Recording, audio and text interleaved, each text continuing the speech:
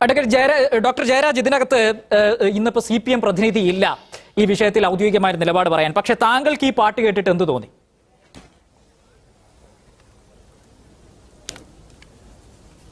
തികച്ചും സ്വാഭാവികമായ ഒരു സ്വാഗത ഗാനമാണ്. അതൊരു വിപ്ലവ ഗാനം കൂടിയാണ്. കാരണം എന്ന് വെച്ച് കഴിഞ്ഞാൽ പണ്ടും ഈ പറഞ്ഞ കണക്കുപോലെ കോർണർ ചെയ്തൊരു ആക്രമിക്കുന്ന ഒരു സ്വഭാവമുണ്ട്. പണ്ട് കവികൾ ഇത്തരം വിപ്ലവ ഗീതങ്ങൾ എഴുതുമ്പോൾ അവരെയൊക്കെ മാറ്റൊലി കവികളെന്നും അതല്ലെങ്കിൽ പടപ്പാട്ടുകളുടെ എഴുത്തുകാരൻ എന്നൊക്കെ പറഞ്ഞ് കളിയാക്കുന്ന ഈ പുരോഗമന കലാസാഹിത്യ സംഘത്തിനെതിരെയുള്ള ആസൂത്രിതമായ നീക്കങ്ങൾ മുമ്പ് നടന്നിട്ടുണ്ട്.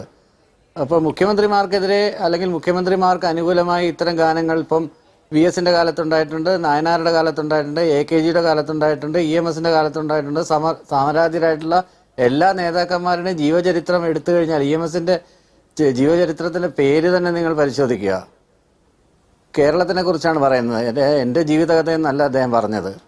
അപ്പോൾ അങ്ങനെയുള്ളത് അവരുടെ ജീവിതം ഈ വിപ്ലവമായി മാറുമ്പോൾ അങ്ങനെ ഒരു നേതാവാണ് സഹ പിണറായി വിജയൻ. ശ്രീ ജയരാജ്, കമ്മ്യൂണിസ്റ്റ് നേതാക്കളുടെ ചരിത്രം എടുത്ത് പരിശോധിച്ച് നോക്കിയാൽ നേതാക്കൾ മരിക്കുന്ന ഘട്ടത്തിൽ അല്ലെങ്കിൽ അവർ ഏതെങ്കിലും ഒരു പ്രത്യേക സാഹചര്യത്തിൽ നിൽക്കുന്ന ഘട്ടത്തിൽ അതിനെ പരാമർശിച്ചുകൊണ്ട് അദ്ദേഹത്തിന്റെ അവരുടെ വിയോഗമുണ്ടായ ശേഷം അവരുടെ ഒരു ഓർമ്മകൾ സ്മരിച്ചുകൊണ്ടൊക്കെ വിപ്ലവ ഗാനങ്ങൾ എന്ന് വിശേഷിപ്പിക്കാൻ പറ്റുന്ന തരത്തിൽ അവർ കടന്നു വന്ന ആ ഒരു കാലത്തെ അനുസ്മരിപ്പിക്കുന്ന ഗീതങ്ങൾ ഒരുപാടുണ്ടായിട്ടുണ്ട്. വിപ്ലവ ഗാനങ്ങൾക്ക് വലിയ തലവും പ്രസക്തിയുമുണ്ട് കേരളത്തിലെ പൊതുരാഷ്ട്രീയ രംഗത്ത് തന്നെ. അത് കമ്മ്യൂണിസ്റ്റ് വിപ്ലവ ഗാനങ്ങൾ ആണ് എന്നിരിക്കെ തന്നെയും അതിനൊരു പൊതു സ്വീകാര്യത കൂടിയുണ്ട് എന്നുള്ളതാണ് നമ്മുടെ സമൂഹത്തിന്റെ ഒരു കാര്യം നമ്മൾ കണ്ടിട്ടുള്ളത്. അതിന് ഒരു മഹത്വവും കൽപ്പിക്കുന്നുണ്ട് കേരളീയ പൊതുസമൂഹം എന്നുള്ളത്. പക്ഷേ ഇവിടെ മുഖ്യമന്ത്രി പിണറായി വിജയൻ ഇപ്പോൾ നമുക്കിടയിൽ നിൽക്കുന്ന പ്രധാനപ്പെട്ട ഒരു നേതാവാണ്.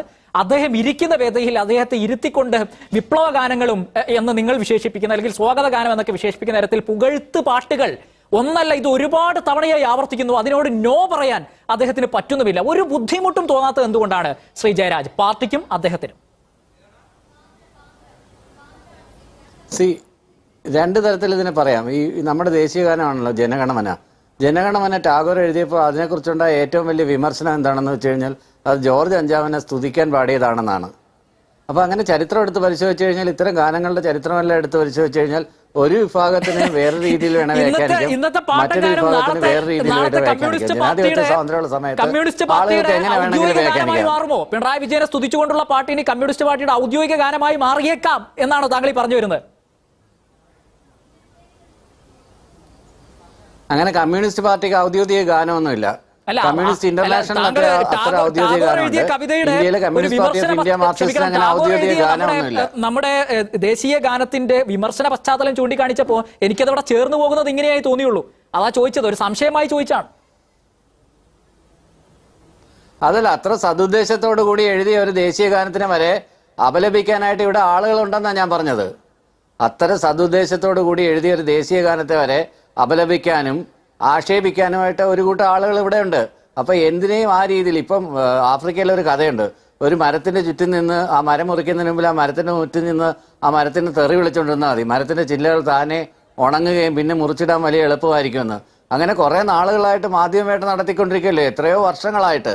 എന്തിനാണ് മനോരമ തന്നെ എഴുതിയത്, മനോരമ പത്രം എഴുതിയത് മിന്നൽ പിണറായി, അത് സ്തുതിയല്ലേ? അല്ല, ഞാൻ ചോദിക്കുന്നത് ആദ്യത്തെ മാധ്യമപ്രവർത്തകരെ പിണറായി വിജയനെ വിമർശിച്ചും അനുകൂലിച്ചും എഴുതുന്നതാണോ ഒരു പാർട്ടി ആ പാർട്ടിയിലെ നേതാവിനെ കുറിച്ച് പാടുന്നതിനും പറയുന്നതിനും ആധാരമാക്കേണ്ടത്? പാർട്ടിക്ക് ഒരു വ്യവസ്ഥയില്ലേ?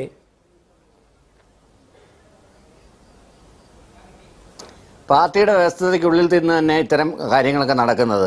അത് വ്യക്തി കേന്ദ്രീകൃതമാകുന്നു ആലോചിക്കുമ്പോൾ സ്വന്തമായിട്ട് ഒരു കേഡർമാരെ സൃഷ്ടിക്കുകയും സ്വന്തമായിട്ട് അങ്ങനെ അണികളെ ഉണ്ടാക്കുകയും സ്വന്തമായിട്ട് കാര്യങ്ങൾ ഫേസ്ബുക്കിൽ എഴുതുകയൊക്കെ ചെയ്യുന്നതിനെയാണ് വ്യക്തിപൂജ എന്ന് വിവക്ഷിക്കുന്നത്. ഇത് സർവ്വതാസമ്മതമായ കാര്യങ്ങൾ ഒരു ക്യാപ്റ്റൻ അല്ലെങ്കിൽ ഒരു സഖാവ് ഒരു ഗവൺമെന്റിന്റെ ലീഡറിനെ കുറിച്ച് പറയുന്നതിന് അത് വ്യക്തിപൂജയായിട്ട് എവിടെയാണ് കാണുന്നത്? അത് ആളുകളുടെ കാഴ്ചപ്പാടിലാണ്. മഞ്ഞ കാമിൽ പിടിച്ച കണ്ണോട് നോക്കിക്കഴിഞ്ഞാൽ എല്ലാം മഞ്ഞയായിട്ട് കാണും എന്ന് പറയുന്നത് പോലെയുള്ളത്. നോക്കൂ ശ്രീ ജയരാജ്, കമ്മ്യൂണിസ്റ്റ് പാർട്ടിയെ സംബന്ധിച്ചിടത്തോളം വ്യക്തിപൂജ അതിന്റെ നയമല്ല എന്നുള്ളത് പിണറായി തന്നെ വ്യക്തമാക്കേണ്ടത്. ഇന്നലെയും കൂടെ പറഞ്ഞു, വ്യക്തിപൂജയിലൂടെ എന്തെങ്കിലും നേട്ടമുണ്ടാക്കുക എന്ന ഒരു പൊതു നയം ഞങ്ങൾക്കില്ല എന്ന് പിണറായി പറഞ്ഞു. എന്നിട്ട് അദ്ദേഹം പറഞ്ഞു, ഈ കടുത്ത കൂരമ്പുകൾക്കും വിമർശനങ്ങൾക്കും ഇടയിൽ ലേശം നല്ലത് പറയുമ്പോൾ നിങ്ങൾക്കത് സഹിക്കില്ലല്ലോ എന്നുള്ളത് ഒരു ന്യായമായിരുന്നു അദ്ദേഹത്തിന് ഈ പാർട്ടിയെ കുറിച്ച് ഇന്നലെ ഉണ്ടായിരുന്നത്. എന്ന് വെച്ചാൽ അപ്പോൾ പോലും അദ്ദേഹത്തിന് പറ്റുന്നില്ല എന്നുള്ളതാണ്. എന്നെക്കുറിച്ച് ഇങ്ങനെയൊന്നും പാടല്ലേ, ഇങ്ങനെയൊന്നും പാടേണ്ട ആവശ്യമില്ല, അങ്ങനെ ഒരു നേതൃ പുകഴ്ത്തൽ കൊണ്ടല്ല കമ്മ്യൂണിസ്റ്റ് പാർട്ടി ഉണ്ടായതും ഞാൻ നിലനിൽക്കുന്നതും എന്ന് പറയാൻ പിണറായിക്ക് പറ്റുന്നില്ലല്ലോ. ആ ഒരു അവസ്ഥ എങ്ങനെയാണ് സൃഷ്ടിക്കപ്പെട്ടത് ശ്രീ ജയരാജ്?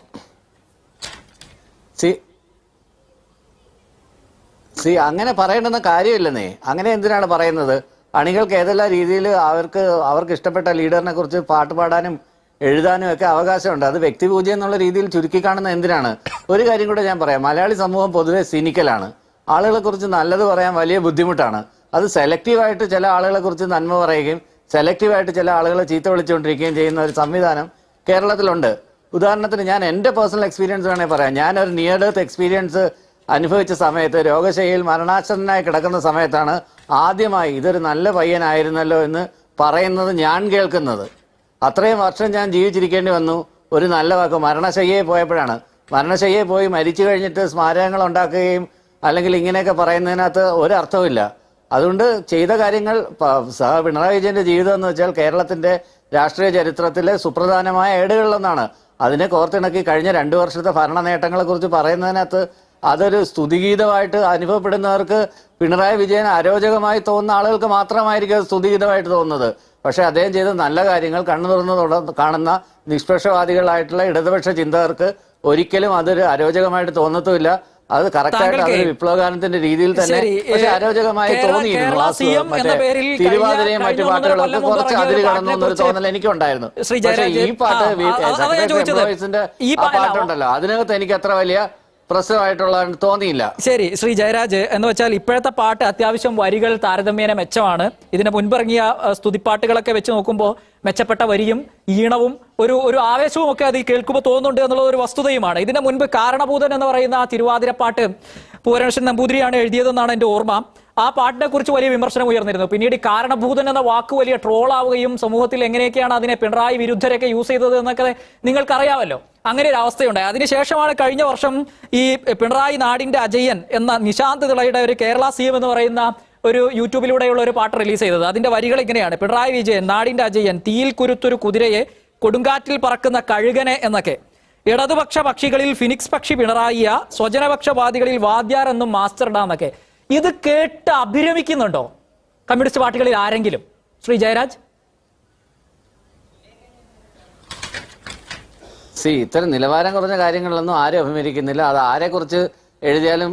പക്ഷേ ഈ സെക്രട്ടേറിയറ്റ് എംപ്ലോയീസിന്റെ ഈ പ്രത്യേക ഇന്നത്തെ ചർച്ചയ്ക്ക് അടിസ്ഥാനപ്പെട്ടിട്ടുള്ള ആ ചിട്ടപ്പെടുത്തിയ വാക്ക് കറക്റ്റ് സത്യസന്ധമായിട്ട് തോന്നിക്കഴിഞ്ഞാൽ എനിക്ക് വളരെ സന്തോഷകരമായിട്ട് തോന്നി. എനിക്ക് ഭയങ്കരമായിട്ട് ഇഷ്ടപ്പെട്ടു. നല്ല വരികൾ തന്നെയാണ്. അതിനകത്ത് സ്തുതിപാടലിന്റെ ഒരു അംശം പോലും എനിക്ക് കണ്ടെത്താൻ കഴിഞ്ഞില്ല. മഷിയിട്ട് നോക്കിയിട്ട് പോലും സ്തുതിപാടലായിട്ട് എനിക്ക് തോന്നിയില്ല. പിന്നെ ചില ആളുകൾക്ക് അത് തോന്നിയെങ്കിൽ കാഴ്ചപ്പാടിന്റെ വിഷയമാണ്. ഒരു പുതിയ ഒരു മന്ത്രിയോദ്ഘാടന വേദിയിൽ മുഖ്യമന്ത്രിയെ കുറിച്ച് മാത്രം പറയുന്ന, മുഖ്യമന്ത്രിയുടെ പേരെടുത്തുകൊണ്ട് പുകഴ്ത്തുന്ന ഒരു പാട്ട് സ്തുതിപാഠക പാട്ടായിട്ട് താങ്കൾക്ക് തോന്നിയില്ല എന്ന് പറഞ്ഞു. താങ്കൾക്ക് മാത്രമല്ല, ശശികുമാറും അങ്ങനെ അതിനെ വിശദീകരിക്കുന്നു. ശരി, BRM ഷഫീർ, ഇങ്ങനെ ഒരു പാട്ട് തന്നെ കുറിച്ചാണെങ്കിൽ ഞാനത് കേൾക്കാൻ നിൽക്കില്ല, ഓടിപ്പോകും. എന്താ ജയരാജ്, പറഞ്ഞോളൂ. റാഷിദ്, ഒരു കാര്യം കൂടെ ഞാൻ പറഞ്ഞുതരാം. നമ്മളിപ്പം EMSന്റെ സർക്കാരിനകത്ത്, ആദ്യത്തെ EMS ഗവൺമെന്റിനകത്ത് എത്ര പേരുണ്ടായിരുന്നു? ജസ്റ്റിസ് VR കൃഷ്ണയ്യർ ഉണ്ടായിരുന്നു, ജോസഫ് മുണ്ടശ്ശേരി ഉണ്ടായിരുന്നു, ഗൗരിയമ്മ ഉണ്ടായിരുന്നു.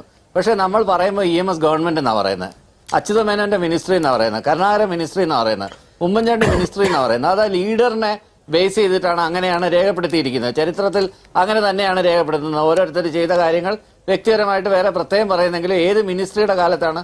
അത് പിണറായി വിജയന്റെ മിനിസ്ട്രിയാണ് കഴിഞ്ഞ 7-8 വർഷമായിട്ട് കേരളം ഭരിക്കുന്നത് എന്നുള്ള അർത്ഥത്തിലാണ് ഇതിന് ടീം ലീഡറായിട്ട് അല്ലെങ്കിൽ ടീം ക്യാപ്റ്റനായിട്ട് ഞങ്ങളെല്ലാം സഹാന്ന് വിളിക്കുന്ന പിണറായി വിജയൻ സാഹു നയിക്കുന്ന ഒരു ഭരണകക്ഷിയാണ് ഇവിടെ ഭരിക്കുന്നത്. അതുകൊണ്ടാണ് അങ്ങനെ വരുന്നത്. അല്ലാതെ ഓരോ മന്ത്രിമാരെ എടുത്ത് പറയാനാണെങ്കിൽ അങ്ങനെ എല്ലാവരെയും ഉൾപ്പെടുത്തിക്കൊണ്ട്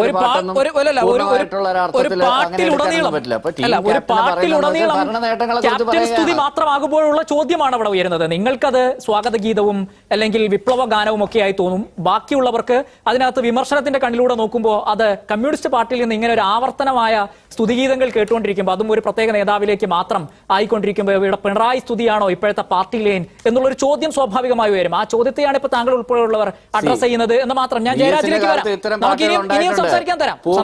വിപ്ലവ സൂര്യൻ എന്നൊക്കെ പറഞ്ഞ് ഇഷ്ടംപോലെ പാട്ടുകൾ ഉണ്ടായിട്ടുണ്ട്. രാജീവ് ഗാന്ധി ആദ്യമായിട്ട് മത്സരിക്കുമ്പോൾ പൈലറ്റ് സ്ഥാനം ഇറങ്ങി മത്സരിക്കുന്നുണ്ട്. രാജീവ് ഗാന്ധിയെ കുറിച്ചുള്ള പാട്ടുകളൊക്കെ ഞാൻ കുട്ടിക്കാലത്ത് നരേന്ദ്രമോദിക്ക് സ്തുതിഗീതങ്ങൾ വരുന്നുണ്ട്. രാഹുൽ ഗാന്ധിയെ ഇന്ന് ഈ ചർച്ചയിൽ ബി ജെ പി പ്രതിനിധി ഇല്ല ശ്രീ ജയരാജ്. നരേന്ദ്രമോദിക്ക് സ്തുതിഗീതങ്ങൾ വരുന്നുണ്ട്. നമ്മുടെ നാട്ടിൽ മോദി എങ്ങനെയാണ് സ്തുതിക്കുന്നത് നമ്മൾ കണ്ടിട്ടുണ്ട്. ഈ കോൺഗ്രസ് നേതാക്കൾക്കെതിരെ വേണ്ടി സ്തുതിഗീതങ്ങൾ ഒരുങ്ങിയിട്ടുണ്ട്. എങ്ങനെയൊക്കെയാണ് അവർ വിശേഷിക്കപ്പെട്ടത് കേട്ടിട്ടുണ്ട്. അതൊക്കെ ശരി. കമ്മ്യൂണിസ്റ്റ് പാർട്ടി അങ്ങനെയാണോ? അങ്ങനെയാണെങ്കിൽ താങ്കൾ അതങ്ങ് സമ്മതിച്ചാൽ മതി. പിന്നെ എനിക്ക് അതിനകത്തൊരു ചോദ്യമില്ല. ഈ പറയുന്ന പാർട്ടികളും കമ്മ്യൂണിസ്റ്റ് പാർട്ടിയും തമ്മിൽ വ്യത്യാസവും ഇല്ലേ? സ്തുതി പാടുന്നതിലും വ്യക്തിപൂജയിലും ഒന്നും ഒരു വ്യത്യാസവും ഇല്ലേ? ഉണ്ട് എങ്കിൽ ഉണ്ട്, ഇല്ല എങ്കിൽ ഇല്ല. ഉണ്ടോ ഇല്ലയോ? EK നായനാർ വരുന്ന വേദികളിൽ ഞാൻ കേട്ടിട്ടുണ്ട് കയ്യൂർ സമരനായകൻ എന്നുള്ള പാട്ട് ഞാൻ കേട്ടിട്ടുണ്ട്. സഖാ VS വരുന്ന വേദിയിൽ പുന്നപ്ര വയലാർ സമരനായകൻ എന്ന് പറഞ്ഞിട്ടുള്ള പാട്ട് ഞാൻ കേട്ടിട്ടുണ്ട്. അതുപോലെ തന്നെയാണ് പിണറായി വിജയൻ വന്ന വേദിയിൽ അങ്ങനെ പറഞ്ഞത്. അന്നേരം അവിടെ വേറെ ആരെയും പരാമർശിക്കാറില്ല. ടീം ക്യാപ്റ്റനെ മാത്രമേ, ടീം ലീഡറിനെ മാത്രമേ പരാമർശിക്കാറുള്ളൂ അതത് ഗവൺമെന്റിൽ. അല്ലാതെ ബാക്കി എല്ലാവരും മോശക്കാരാണ്, ഒരാൾക്ക് മാത്രം ഇമ്പോർട്ടൻസ് കൊടുക്കുന്നു, വ്യക്തിപൂജയാണെന്നൊന്നും അതിനെ കാണേണ്ടുന്ന കാര്യവുമില്ല.